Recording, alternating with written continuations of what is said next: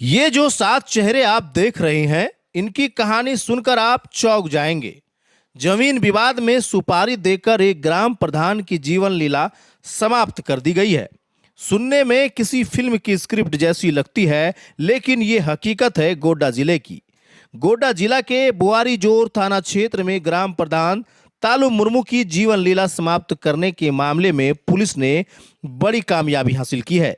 इस गंभीर वारदात की गुत्थी को सुलझाने में पुलिस को महज कुछ ही दिन लगे और नतीजा इस कांड में शामिल 7 अपराधी पुलिस की गिरफ्त में हैं।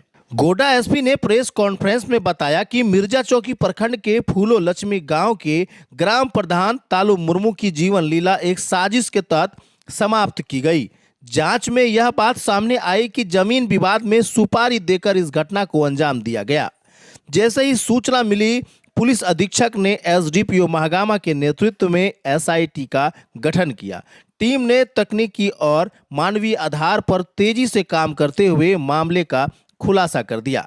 पुलिस ने वारदात में प्रयुक्त Pulsar bike, mobile phone, SIM card और मृतक का मोबाइल भी बरामद किया है। पूछताछ में सभी अभियुक्तों ने स्वीकार किया है कि इस साजिश में वे शामिल थे।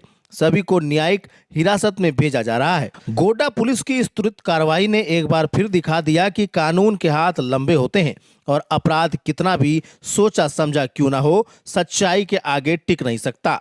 दिनांक 19/5/2025 को एक मर्डर केस दर्ज हुआ था, जिसमें कि अज्ञात शव मिला था, जिसकी शव की शिनाख्त करने पर पाया गया कि वह मिर्जा चौकी, जो कि साहिबगंज जिला अंतर्गत पड़ता है, वहाँ का ग्राम प्रधान ताला मुर्मू के रूप में उनकी पहचान हुई थी।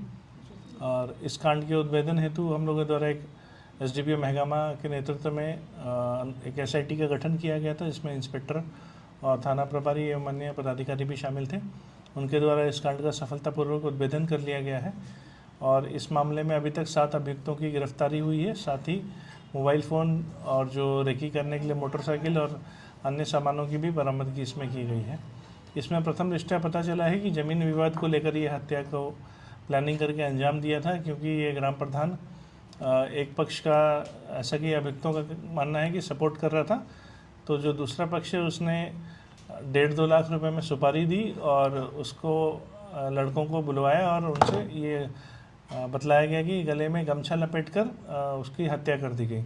इस मामले में अभी तक जो 7 लोग गिरफ्तार हुए हैं, उनका नाम क्रमशः मोहम्मद मोबिन अंसारी है, जो फूलो लक्ष्मी ग्राम और थाना मिर्जा चौकी, जिला साहिबगंज के रहने वाला है। मोहम्मद असलम, मोहम्मद अल्ताफ़, पिंटू राय, अरविंद कुमार, ये तीनों हनवारा थाना, जिला गोड्डा के रहने वाले हैं।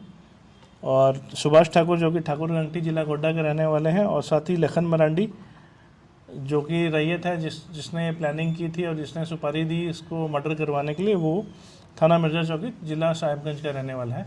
इन सभी लोगों ने अपने अपराध स्वीकारोक्ति में अपना जुर्म भी कबूल किया है।